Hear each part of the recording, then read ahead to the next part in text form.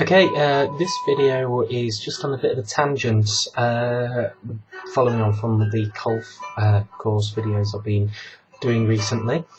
It's just a bit of a tangent because there's been some discussion or mention about adding audio into webinars, and it'll just be making me think and look into it from the sort of legal side of things.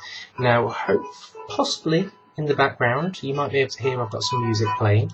I would just like to state that the music I'm listening to it's called Tracks (Other Silk Roads) by someone called Manu Cornet, and it is taken from the Jamendo website, jamendo.com, and it's under Creative Commons license, which is why as I understand it, I think I'm alright to use this as a background in this kind of video, and also if I was to do a webinar, I think I should be able to use this as long as I accredited who it was and who it was by and where I got it from. Looking into this, I say I'm definitely no expert in this, but it's just made me wonder about whether you can put music into webinars legally. You can do, from a practical point of view, it's fairly easy to add an audio file into an MP3 into a PowerPoint slide and have that as part of your webinar, or whatever system you use, you might be able to add audio in there. But from a legal point of view, it seems to be a very messy area.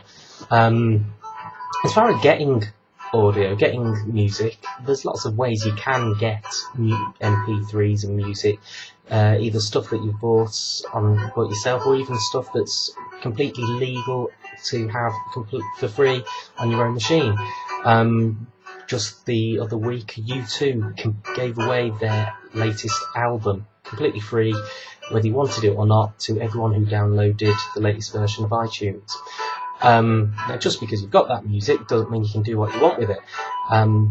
Copyright issue. So then you get into what music can you use. Not just music. I always like to make use of Creative Commons material. And obviously in this case I'm talking about music, but again, Creative Commons, you've got to make sure you give the attribution, you say where it's from in one way, shape or another, so there are issues to consider there. Other than that, I don't know exactly how you would find completely free music that you can completely use without having to give any accreditation or anything like that. It's a big, complicated, messy area, and I haven't got any answers, I'm afraid, really.